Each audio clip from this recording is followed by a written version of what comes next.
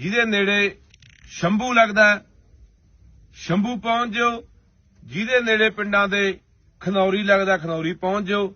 ਕੱਲ ਨੂੰ ਵੱਡੀ ਗਿਣਤੀ ਦੇ ਵਿੱਚ ਪਹੁੰਚੋ। ਹਰ ਹਾਲ ਦੇ ਵਿੱਚ ਦਿੱਲੀ ਪਹੁੰਚਣਾ।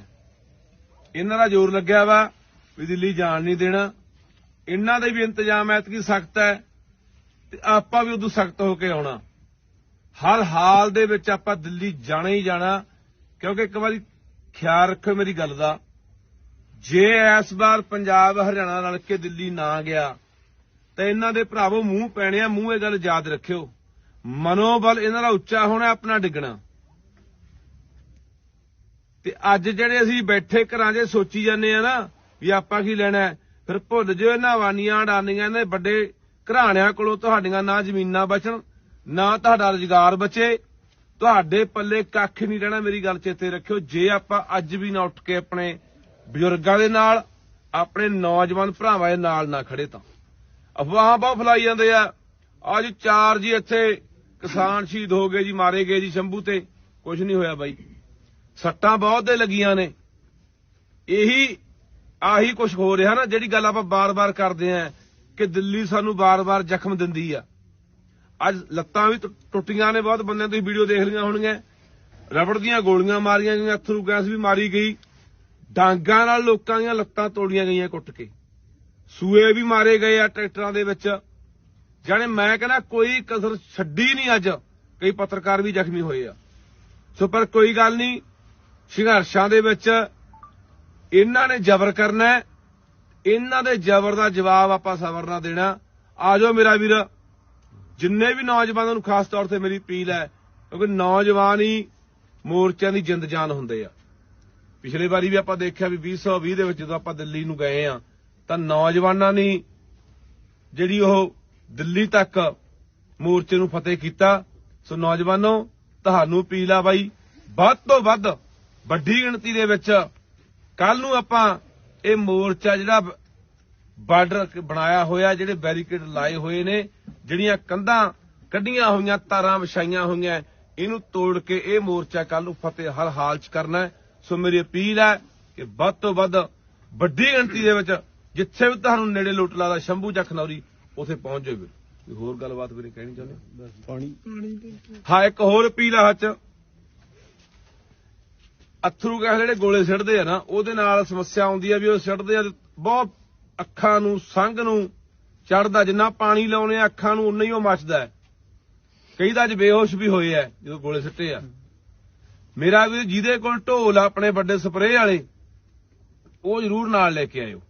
ਉਹਨਾਂ ਦੀ ਬਹੁਤ ਲੋੜ ਹੈ, ਕਿਉਂਕਿ ਢੋਲ ਦੇ ਨਾਲ ਜਿੰਨਾ ਪਾਣੀ ਛਿੜਕਾਂਗੇ, ਪਾਣੀ ਛਿੜਕਣ ਦੇ ਨਾਲ ਉੱਤੇ ਗਿੱਲੀ ਬੋਰੀ ਸਿੱਟਣ ਦੇ ਨਾਲ ਉਹਦੀ ਜਿਹੜੀ ਗੈਸ ਜੀ ਆ ਉਹ ਖਤਮ ਹੋ ਜਾਂਦੀ ਆ। ਸੁਖਦੇਵ ਅਪੀਲ ਆ ਕਿ ਵੱਧ ਤੋਂ ਵੱਧ ਤੁਸੀਂ ਢੋਲ ਪਾਣੀ ਵਾਲੇ ਨਾਲ ਲੈ ਕੇ, ਸਪਰੇਅ ਵਾਲੇ ਢੋਲ ਹੁੰਦੇ ਆ, ਉਹ ਢੋਲ ਨਾਲ ਲੈ ਕੇ ਆਉਣੇ ਤਾਂ ਕਿ ਪਾਣੀ ਨਾਲ ਜਿਹੜੀ ਉਹਦੀ ਗੈਸ ਆ ਉਹਨੂੰ ਖਤਮ ਕੀਤਾ ਜਾ ਸਕੇ। ਨਾਲ ਬੋਰੀਆਂ ਵੀ, ਹਾਂ ਬੋਰੀਆਂ, ਜੇਸੀਬੀਆਂ ਦੀ ਵੀ ਲੋੜ ਆ। ਵੀ ਜਿੰਨਾ ਭਰਾਵਾਂ ਕੋਲ ਜੇਸੀਬੀਆਂ ਹੈਗੀਆਂ ਨੇ ਉਹ ਵੀ ਲੈ ਕੇ ਆਓ। ਵੈਸੇ ਸਾਨੂੰ ਪਤਾ ਲੱਗਿਆ ਵੀ ਅੱਜ ਕੋਈ ਜੇਸੀਬੀਆਂ ਸਾਡੇ ਪੰਜਾਬ ਚੋਂ ਲੈ ਕੇ ਵੀ ਆਏ ਸੀ ਭਰਾ, ਪਰ ਇੱਥੇ ਪਿੱਛੇ ਕਿਤੇ ਇੱਥੇ ਪੈਂਦਾ ਕੋਈ ਸ਼ੈਲਰ ਜਾ ਪੈਂਦਾ ਜਿਹੜੇ ਪਾਸੇ ਪੈਲਸ ਜਾ ਵੀ ਪੈਂਦਾ, ਉੱਥੇ ਵੀ ਰੋਕੀਆਂ ਗਈਆਂ ਕਹਿੰਦੇ ਜੇਸੀਬੀਆਂ ਪੁਲਿਸ ਵੱਲੋਂ। ਸੋ ਕੋਈ ਗੱਲ ਨਹੀਂ ਬਾਈ, ਜੇਸੀਬੀਆਂ ਜਿਹੜੇ ਭਰਾਵਾਂ ਕੋਲ ਹੈਗੀਆਂ, ਕਿਉਂਕਿ ਇਸ ਤਰੀਕੇ ਨਾਲ ਜਿਹੜੇ ਮਜ਼ਬੂਤ ਕੀਤਾ ਹੋਇਆ ਨਾ ਕੰਮ, ਉਹ ਜੇਸੀਬੀਆਂ ਹੀ ਪੱਟਣਗੀਆਂ। ਸੋ ਅਪੀਲ ਆ ਜਿਹੜੇ ਬੰਦੇ ਕੋਲ ਜਿਹੜਾ ਵੀ ਸਾਧਨ ਹੈਗਾ ਬਾਈ, ਤੇ ਕੱਲ ਨੂੰ ਲੈ ਕੇ ਮੇਰਾ ਵੀਰ ਇੱਥੇ ਪਹੁੰਚ ਜਾਓ। ਵਾਹਿਗੁਰੂ ਜੀ ਖਾਲਸਾ, वाहिगुरु जी की फतेह। ये वीडियो रवीश कुमार जैसे लिब्रांडू झंडुओं पर एक करारा प्रहार है। नमस्कार दोस्तों, मैंने सोचा था कि मैं किसी राजनीतिक मुद्दे पे जल्दी वीडियो नहीं बनाऊंगा, ऐसा मैंने सोचा था। मैंने ये भी नहीं सोचा था कि मैं कोई वीडियो नहीं बनाऊंगा, ऐसी मैंने कोई कसम नहीं खाई थी। पर आज सुप्रीम कोर्ट का एक फैसला आया है जिसमें इलेक्टोरल बॉन्ड में लेन देन को सुप्रीम कोर्ट ने असंवैधानिक माना है। जायज़ है, जो बातें असंवैधानिक हो उसे कोर्ट असंवैधानिक मानती रहे, आखिर इसी के लिए तो अदालतें हैं। मगर लिब्रांडू झंडू कांग्रेसियों में एक गजब का उत्साह देखने को मिला है, और जिसको मीडिया में रिप्रेजेंट करने का काम रवीश कुमार ने किया है। रवीश कुमार के अनुसार ये बहुत बड़ी जीत है। इससे पहले लोकतंत्र का गला दबा के, लोकतंत्र रूपी तोते को गला दबा के कुएं में डाल दिया गया था और सुप्रीम कोर्ट के इस फैसले के बाद वह तोता एकाएक फन काढ़ के बाहर निकल गया है और इससे बहुत ज़्यादा खुशी मिल गई है चरसियों के उन गैंग को जो चरस फूंकने को भी अपना संवैधानिक अधिकार बताते हैं। उसी वीडियो में रवीश कुमार ये कह रहा है कि उमर खालिद की 14 ने कल अपनी जमानत याचिका सुप्रीम कोर्ट से वापस ले ली। उमर खालिद दंगे भड़काने का आरोपी है, मगर उसने अपनी जमानत याचिका वापस ले ली या उस पर सुप्रीम कोर्ट सुनवाई नहीं कर रहा है। यह कोर्ट की अपनी कार्यशैली है, कोर्ट का अपना विधान है। इससे भी रवीश कुमार बहुत दुखी है। दूसरा, आजकल जो किसान आंदोलन चल रहा है, ये तथाकथित किसान आंदोलन जो है, इसको लेकर रवीश कुमार में एक गजब का उत्साह देखा जा रहा है। इसे कई लोग खालिस्तानी बता रहे हैं, कई लोग आतंकवादी बता रहे हैं, कुछ बता रहे हैं, कुछ इसे अन्नदाता बता रहे हैं, कुछ क्या बता रहे हैं, अलग अलग तरह की बातें हैं जो आप मीडिया पे सुना होगा, आपने देखा होगा। इसमें खालिस्तानी कमांडर भी शामिल है इस आंदोलन में और उसका भी कहना है कि दिल्ली चलना है, सर फोड़ दिया गया है, मारा गया है, लाठी चलाया गया है। सारे नौजवानों से वो अपील कर रहा है कि दिल्ली चलना है। जो रवीश कुमार मक्खी के गांड का पंख गिनता रहता है, जिसके अनुसार इस इलेक्ट्रॉन और वैसे भी मीडिया तो गोदी मीडिया है, मीडिया तो है नहीं। मीडिया के नाम पे सिर्फ एक स्तंभ उठाए हुए रवीश कुमार जी ही बचे हुए हैं जो मीडिया का स्तंभ उठाए हुए हैं।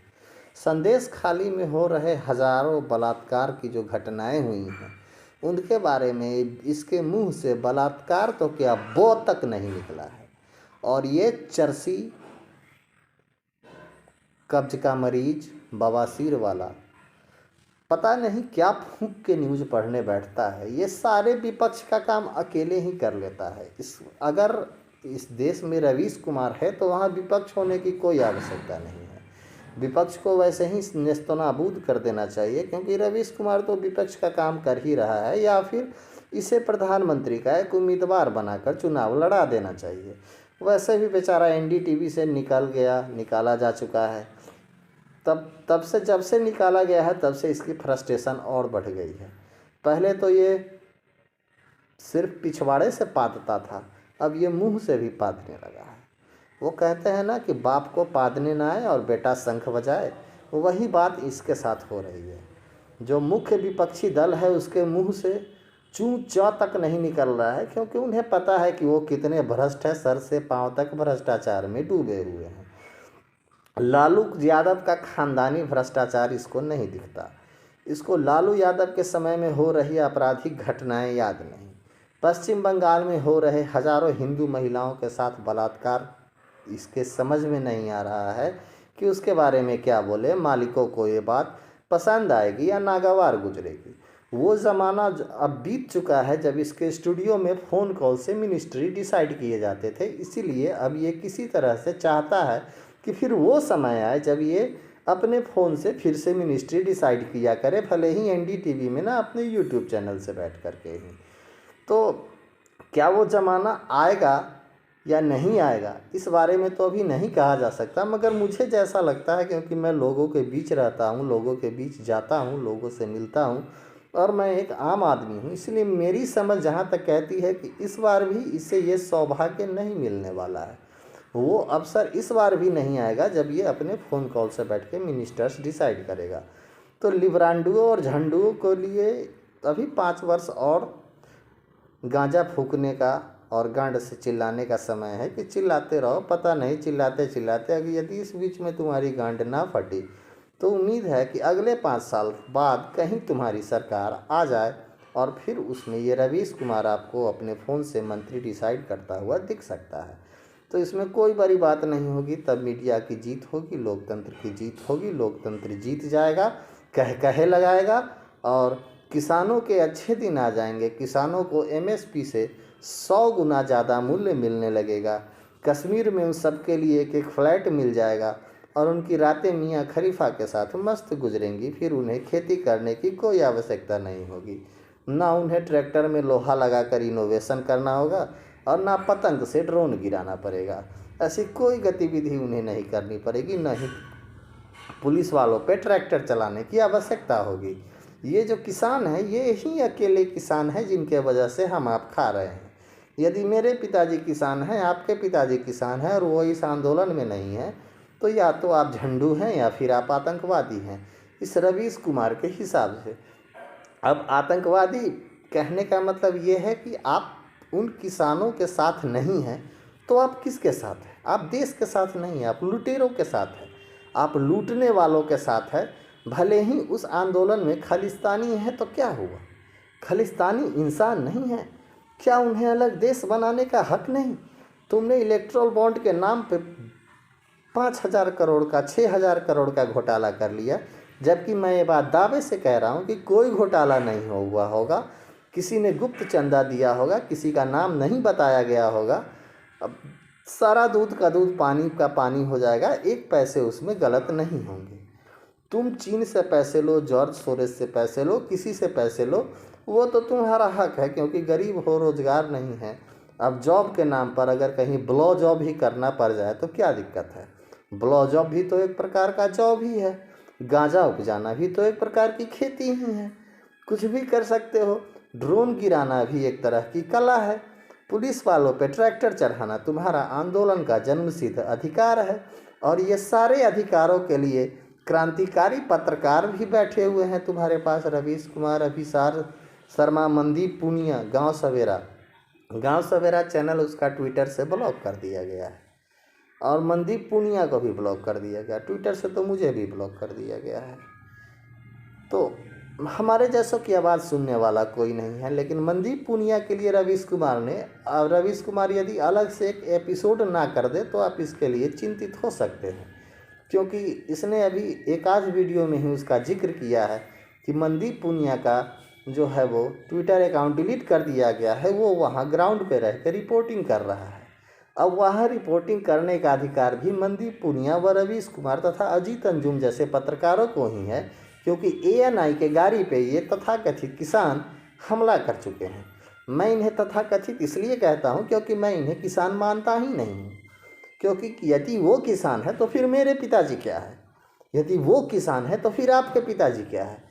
बहुत से लोग ऐसे हैं इस देश में, करोड़ों लोग ऐसे हैं जो इस आंदोलन से परेशान हैं, जो नहीं चाहते कि वो किसान हैं तो 60 वर्ष के बाद उन्हें 10,000 रुपया का पेंशन दिया जाए, जो नहीं चाहते कि उनके लिए बैंकॉक और अमेरिका का ट्रिप मुफ्त कर दिया जाए और जहां वो जाके कसिनो खेले, और इस कसिनो से वो टूरिज्म को बढ़ावा देना भी नहीं चाहते हैं। तो ये देशद्रोही है, ये सॉफ्ट कॉर्नर देशद्रोही लोग। अब किसे कहें देशद्रोही? हम अपने आप को कह सकते हैं देशद्रोही, क्योंकि ऐसे लोगों के नज़र में तो देशद्रोही ही हुए। तो फिर क्या करेंगे? कहाँ जाएं हम लोग? क्या करें? भिंडरा वाले और खालिस्तानी कमांडर जैसे लोगों के साथ समझौते करके हमें भी किसान आंदोलन में जाके पुलिस वालों पे ट्रैक्टर चलाना चाहिए और पेट्रोल बम फेंकना चाहिए।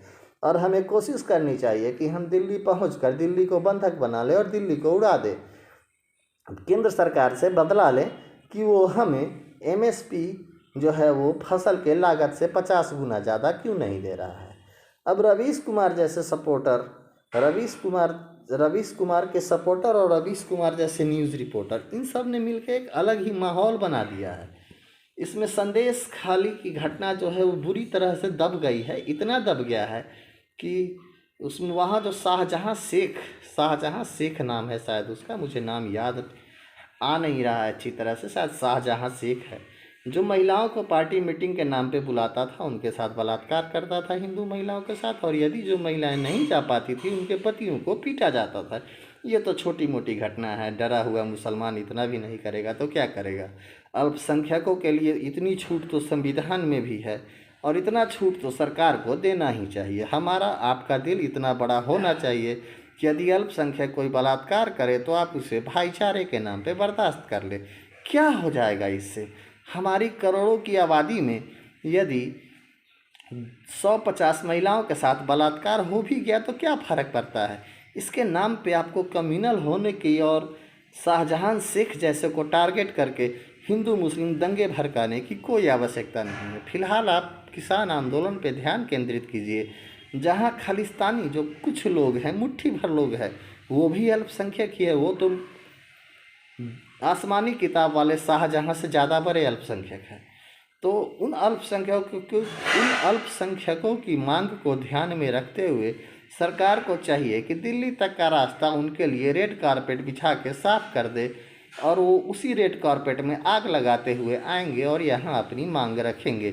उनके लिए पराली जो है वो प्रदूषण का कारण नहीं होना चाहिए। पराली से तो ऑक्सीजन निकलता है, ऑक्सीजन नहीं ओजोन निकलता है पराली से।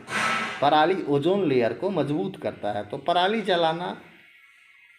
जलाने का अधिकार उन्हें दिया जाए, गांजे की खेती करने का अधिकार मिले जिससे उनकी आमदनी बढ़े, और उन्हें 10,000 रुपये नहीं $10,000 पेंशन में दिया जाए 60 वर्ष के बाद, जिससे वो किसानी खेती से रिटायर्ड होकर के Hong Kong, Bangkok, Malaysia, Switzerland, Australia जैसे जगह पर ट्रिप करने के लिए वर्ल्ड टूर पे जा सके। क्या हुआ, किसान है तो वर्ल्ड टूर पे नहीं जा सकते हैं?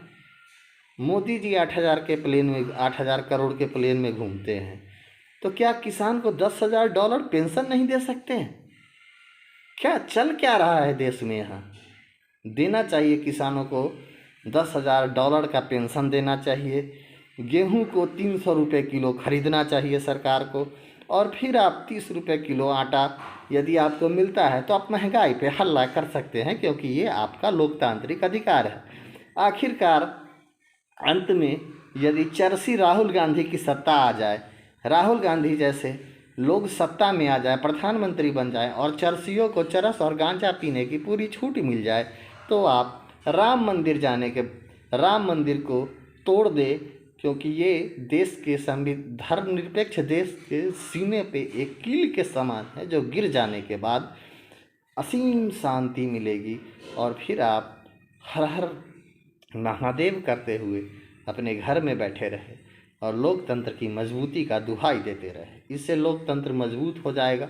और रवीश कुमार, जिन्हें अब तक रेमन मैग्सेसे अवार्ड मिला है, कल को उन्हें नोबेल पुरस्कार भी मिल सकता है। तो बस आज के लिए इतना ही। कैसी लगी आपकी आज की वीडियो, और क्या मैं राजनीति जैसे मुद्दों पे और भी वीडियो बनाऊं? राय दें, चैनल को सब्सक्राइब करें, वीडियो को लाइक करें। बस आज के लिए इतना ही। जय हिंद, जय भारत। सरकार बनाने का अधिकार तुम्हें है, लोकतंत्र में पार्टियां चलाने का अधिकार है तुम्हें, और क्या वो एक छोटा सा देश नहीं ले सकते हैं? वो खालिस्तानी है तो क्या हुआ? वो किसान बनकर आंदोलन नहीं कर सकते हैं? जॉर्ज सोरेस ने पैसे ही दिए तो क्या, तुमने भी तो इलेक्ट्रल बॉन्ड में पैसे लिए हैं। तो सरकार को सोचना चाहिए इन बातों को। और आपको क्या लगता है, आप क्या सोचते हैं? जॉर्ज सोरेस ने जो पैसा दिया वो पैसा कहाँ गया? जॉर्ज सोरेस बहुत ज़्यादा फंडिंग कर रहा है। मैं ये बात दावे से नहीं कह रहा हूँ, मगर उसकी नियति ऐसी रही है। जॉर्ज सोरेस ने ऐसे कई काम किए हैं और उसकी नज़र भारत पर है। अब यहाँ के लिब्रांडू झंडू जो हिंडनबर्ग को लेके दौड़ रहे थे, पीछे से जॉर्ज सोरेस की गाड़ी आ गई। अब उनकी रफ्तार और बढ़ गई। अब ये पहले जो ट्रेन थी अब वो प्लेन बन के उड़ने लगी है। उसमें रवीश कुमार जैसे पंखे लगे हैं जो इंजन के नाम पे पेट्रोल डालने के बदले उसमें गांजा डाल के उड़ रहे हैं। उसमें ये ऐसा इंजन है जिसमें पेट्रोल डालने की आवश्यकता नहीं है, आप उसमें गांजा भी डाल सकते हैं। गांजा डालने के बाद उसका माइलेज बढ़ जाता है।